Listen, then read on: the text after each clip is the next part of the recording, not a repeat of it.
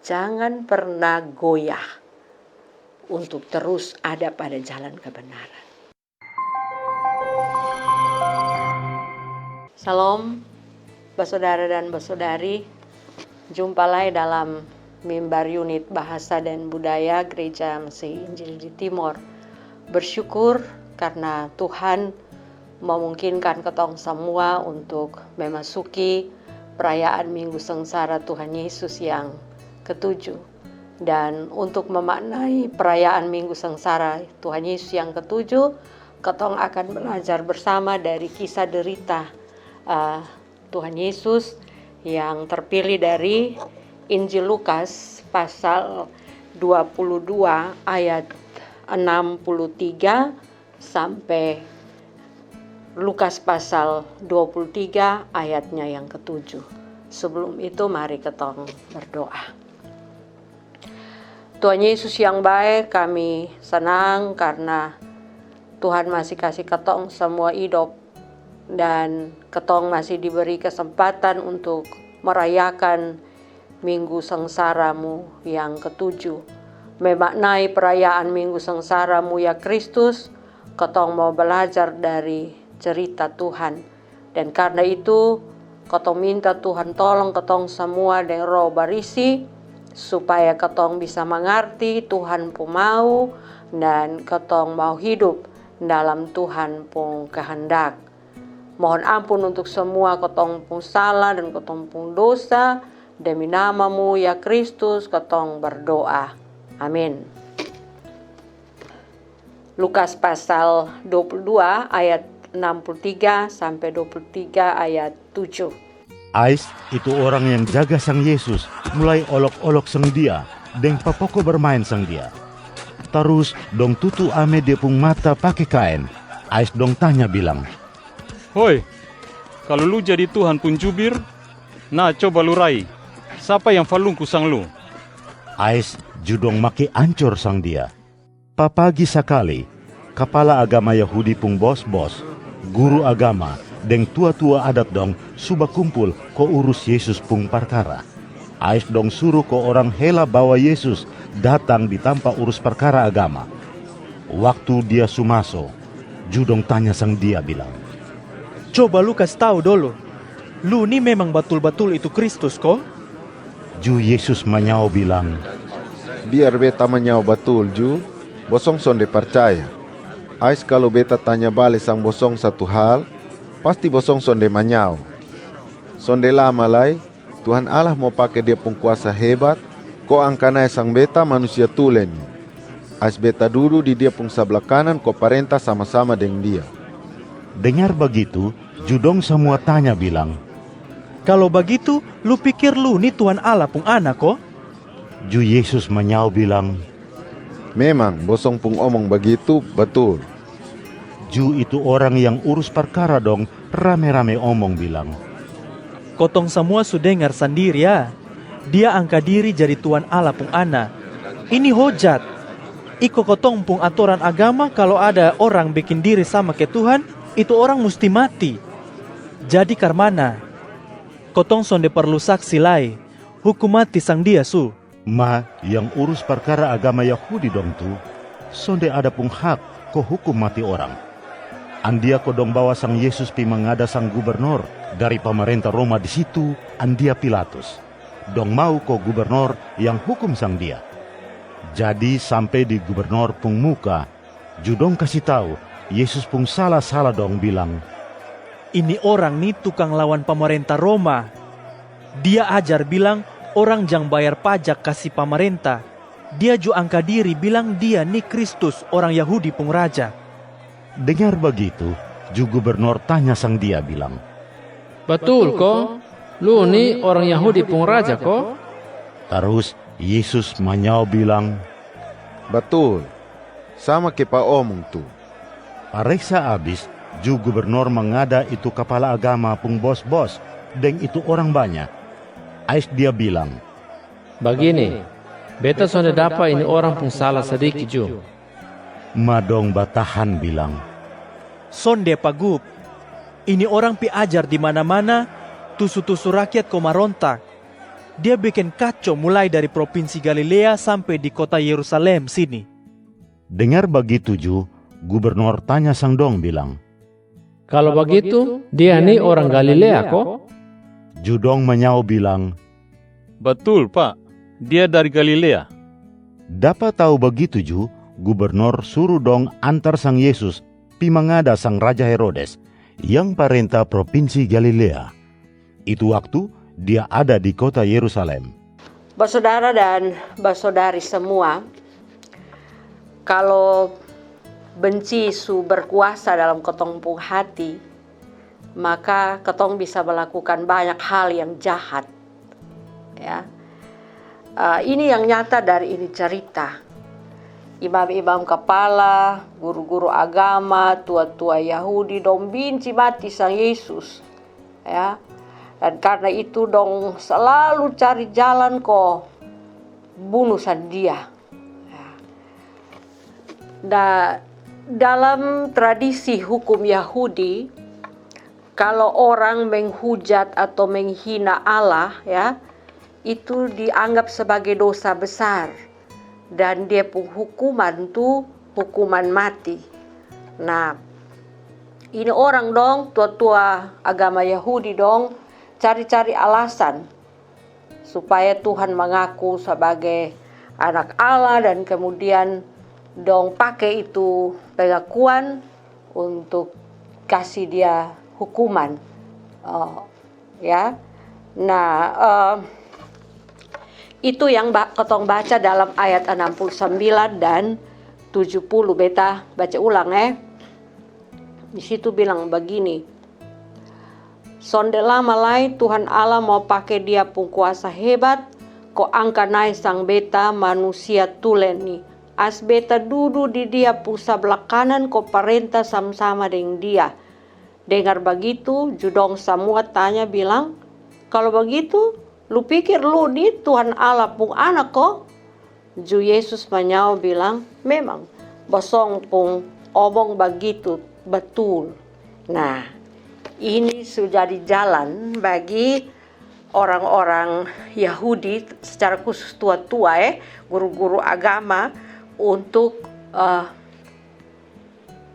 berusaha membunuh Yesus. Ini dia suhujat Tuhan Allah. Karena itu ayat ini 71 dong bilang begini. Ju itu orang yang urus perkara dong rame-rame omong bilang, ketong semua sudah dengar sendiri ya. Dia angkat diri jadi Tuhan Allah pun anak, ini hujat ikut ketong pun aturan agama. Kalau ada orang bikin diri sama ke Tuhan, itu orang mesti mati. Jadi karena ketong sudah perlu saksi lain. Hukum mati sang dia su. Jelas toh. Jadi dosu dapat rompung salak. Ini orang memang mesti hukum mati. Tapi ada dia pun soal. Karena waktu itu Yahudi ada dalam jajahan Romawi. Dan dongson punya wewenang untuk dongson punya hak untuk kasih jatuh hukuman mati. Pelaksanaan hukuman mati bukan rompo hak. Karena itu hak dari pemerintah Romawi. Karena itu dong mulai cari jalan supaya bawa sang Tuhan Yesus di ini gubernur Pilatus. Nah, bapak mama dan semua saudara kau lihat sampai di Pilatus dia pun tuduhan su berubah. Kalau di mahkamah agama dong pun tuduhan bilang ini orang nih hujat sang Tuhan Allah, mengaku diri sebagai anak Allah. Tapi waktu di Pilatus, dia pun tuduhan su berubah. Dia pun tuduhan su lain. Ini orang nih apa? Di mana nih? Ini orang nih tukang lawan pemerintah Roma. Dia ajar bilang orang yang bayar pajak jangan bayar pajak kasih pemerintah. Dia juga angkat diri bilang dia nih Kristus orang Yahudi pun raja. Ini tuduhan politis. Karena kalau dong pakai tuduhan tadi di mahkamah agama, dong pikir Pilatus son peduli, pasti besok ada urusan. Dia mau anak Allah kok bukan kok, besok ada urusan. Karena itu dong rubah. Di Pilatus dong bilang ini orang nih ajar rakyat kok jangan bayar pajak. Kemudian ini orang nih angkat diri sebagai raja orang Yahudi. Tentu itu akan mengganggu Pilatus tentu akan, "Wih, ini orang bermasalah nih mah. Dia ajar rakyat kok jangan bayar pajak. Dia nih raja berarti dia nih lawan pemerintah." Ya. Nah, Bapak Mama dan Bersaudara, Amsal bilang begini.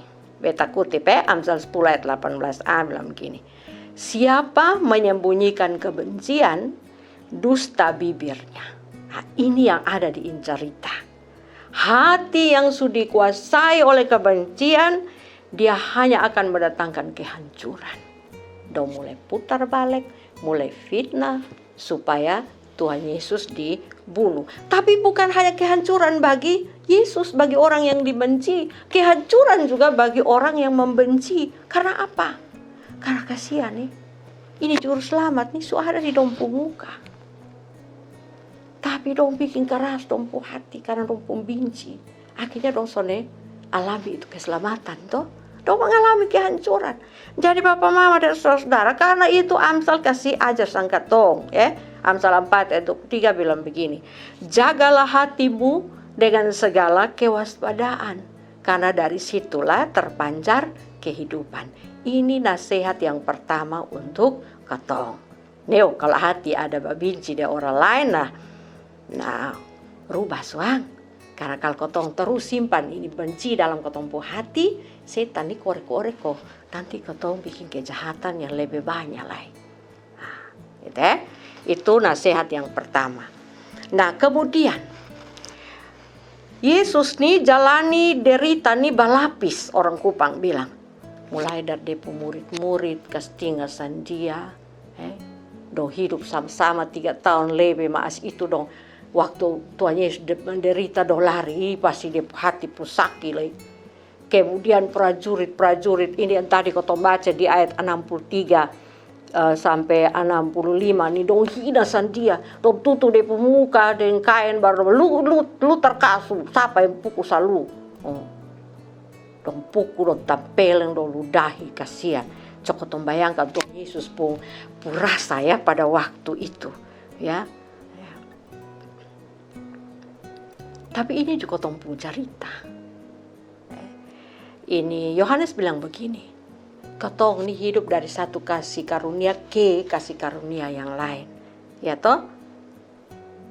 Tapi ketong sering lukai Tuhan pun hati.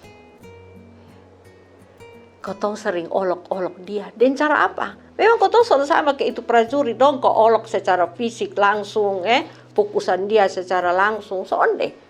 Tapi ketong bisa olok-olok dia ketika ketong mau ikut hidup, ikut depu mau. Ketong rasa iki lucu di pemerintah. Ikut tuh mau ikut. Ketong bukan Tuhan.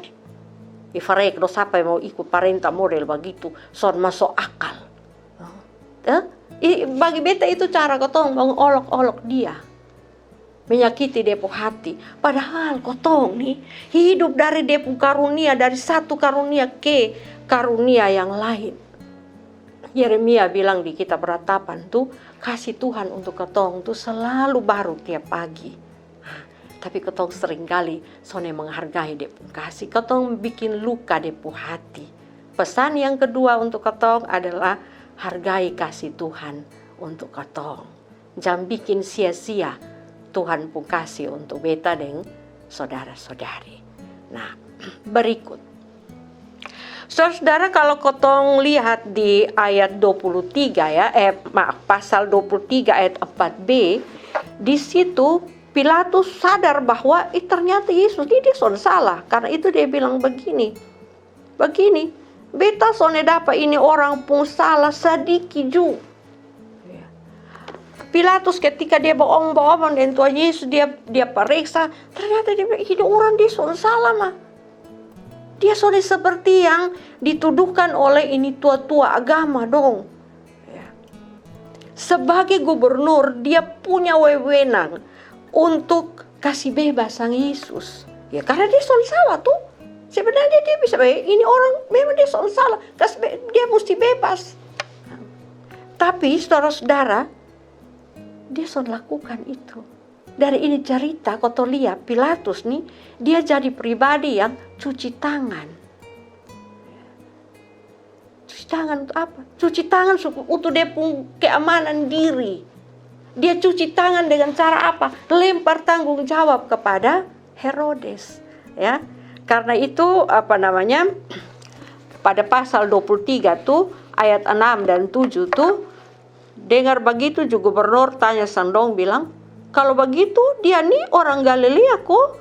Judong Banyao bilang, betul Pak, dia dari Galilea. Dapat tahu begitu juga gubernur suruh dong antar sang Yesus pi mengada sang Raja Herodes yang parenta di provinsi Galilea. Waktu itu Herodes ada di Yerusalem. Untuk dia pun keamanan diri, sebenarnya dia perlu suruh Sandong bawa pi Herodes. Dia lebih tinggi dari Herodes. Dia harus bilang, oh cukup, ini orang salah, beta kasih bebasan dia. Tapi karena dia mau jadi pribadi yang cuci tangan, dia mau memikul tanggung jawab dari keputusan, dari pilihannya, ya, bahwa ini orang ternyata dia salah. Dia seharusnya pakai dia kuasa untuk itu. Tapi dia bilang, oh pas, waktu dia bilang dia ini orang Galilea, oh waktu dalam hati, baik sudah, supaya beta kasih di Herodes. Nah, supaya dia lepas dari ini tanggung jawab. Pesan yang ketiga untuk katong, Bapak, Mama, Saudara semua. Jangan jadi orang yang suka cuci tangan. Lari dari tanggung jawab. Banyak kali katong begitu toh. Di katong rumah kok, di katong tempat kerja kok, di gereja kok. Ya. Katong suka jadi orang yang cuci tangan. Kenapa katong mau jadi orang yang cuci tangan? Karena katong sudah mau hidup. Menjalani resiko dari keputusan kita itu. Daripada beta yang kenal, beta kasih di orang lain. Ya, dan sekali lagi pesan untuk kita, jangan jadi orang yang lari dari tanggung jawab. Berikut. Dalam derita yang terlalu berat, kau belajar dari Yesus. Ya tadi beta bilang, Yesus pun derita tuh pada waktu itu bukan hanya secara fisik, bukan. Bukan hanya dia pun tubuh saya yang luka, dia pun badan dong, ini manoso orang Kupang bilang, tapi dia pun hati juga terluka. Ini Bapak Mama, sebelumnya dia waktu masuk di Yerusalem, ya, orang dong teriak elu-elukan dia, diberkatilah dia yang datang dalam nama Tuhan. Dia disambut sebagai seorang raja. Tapi kasihan belum lama yang dong sambut sebagai raja tuh dong hina dia. Dong bikin dia sama kayak penjahat kelas kakap. Dia sama seperti orang yang ada pun harga. Ya. Tapi yang luar biasa dari Yesus adalah dia tetap teguh pada prinsip. Dia goya sedikit cu. Dia tetap memegang kebenaran. Sekalipun resikonya hukuman mati. Itu yang tadi kau baca. Ketika orang mahkamah agama tanya dia bilang, kalau begitu lu pikir lu di Tuhan Allah pun anak kok? Dia bilang, memang yang bosong omong itu betul. Padahal dia tahu bahwa kalau dia menyaut seperti itu menjadi pintu masuk untuk mahkamah agama kasih dia hukuman mati. Kemudian ketika di Pilatus, ya, Pilatus tanya, betul kok? Lu nih orang Yahudi pun raja kok? Dia bilang, betul, sama kayak Pak omong tuh. Padahal dia juga tahu tuduhan ini tuduhan politis yang sangat berbahaya. Dia bisa dijatuhi hukuman mati oleh Pilatus. Tapi dia bilang, betul, beta Kristus, raja orang Yahudi. Kenapa? Kenapa Tuhan Yesus tetap teguh dalam dia pun prinsip? Karena dia yakin betul bahwa dia pun akhir dari dia pun cerita tuh bukan maut, bukan. Ya. Karena itu dia pernah bilang begini, beta kutip di Markus 9 ayat 31 bagian B. Dia bilang begini, sonde lama lai tedong mau jual sang beta pi orang lain. ais dong bunuh bikin beta mati, manusia tulen nih. Memang beta mati. Nanti dia pun lusa beta hidup kembali. Ini. Oke, dia bilang beta akan mati. Dong akan bunuh sa beta mati. Tapi nanti lusanya beta akan hidup. Pesan yang keempat untuk ketong adalah terus pada jalan kebenaran. Karena apa? Karena jalan itu yang bawa ketong pada hidup. Beta ulang lagi. Terus pada jalan kebenaran. Karena itu jalan yang bawa ketong pada hidup. Kadang-kadang ketong ini menyerah Apalagi kalau ketong sudah tantangan. Orang bilang, lu nanti naik di surga hidup-hidup. Kalau terlalu suci. Atau ketong kira, ketong rasa aneh. Kenapa beta sendiri? Kadang-kadang ketong merasa sendiri toh. Ketika ketong mempertahankan kebenaran. Ketong merasa bahwa ketong sama seperti di padang gurun. Ketong sendiri. Tapi dari cerita Yesus ketong belajar. Jangan pernah goyah untuk terus ada pada jalan kebenaran. Karena apa? Karena hidup Yesus, cerita Yesus membuktikan bahwa ketika dia tetap pada jalan kebenaran, dia alami penderitaan, bahkan dia alami maut. Tetapi maut itu bukan akhir dari dia pun cerita. Begitu juga tong. Tetap pada jalan kebenaran, karena itu jalan yang Tuhan mau ketong lalui. Tuhan memberkati ketong semua. Mari berdoa. Tuhan Yesus, terima kasih banyak. Kalau saat ini ketong ada dalam perasaan benci terhadap seseorang, ketong mengaku Tuhan, bahwa ini sulit sekali untuk ketong kasih hilang dari ketong pu hati. Tapi ini hari ketong belajar bahwa ketong mesti berjuang untuk kasih hilang itu rasa benci dari ketong pu hati. Tuhan bantu ketong supaya ketong bisa kasih hilang itu rasa benci dari ketong pu hati. Supaya ketong hidup baik, ketong hidup dalam damai. Ketong cuma ngaku Tuhan. Kadang-kadang ketong suka olok-olok sang Tuhan. Ketong menertawakan Tuhan pun perintah. Ketong rasa ke ini son masuk akal. Ketong son mau ikut Tuhan pun perintah. Ketong minta ampun. Tuhan tolong ketong. Supaya ketong belajar untuk menghargai Tuhan pun kasih untuk ketong semua. Ketong juga kadang-kadang jadi pribadi yang suka cuci tangan, lempar tanggung jawab pada orang lain. Tuhan tolong ketong semua. Supaya ketong berani untuk bertanggung jawab. Dalam ketong pun pilihan, dalam ketong pun keputusan. Ketong berani untuk tetap ada pada jalan kebenaran. Memang kadang-kadang ketong rasa sendiri.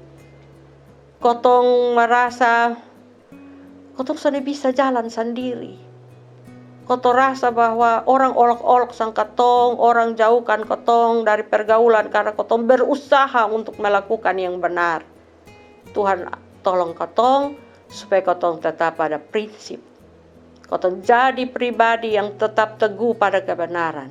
Kalau ketong ada saat ketong jatuh, Tuhan tolong sang ketong bangun lagi dan ketong terus jalan dalam percaya bahwa itu jalan kebenaran tuh yang bawa ketong pada hidup. Terima kasih Tuhan, berkati ketong semua, berkati juga unit bahasa dan budaya untuk terus jadi berkat bagi pengembangan pelayanan firman Tuhan. Inilah doa kami, demi nama-Mu ya Tuhan Yesus, ketong semua berdoa. Amin.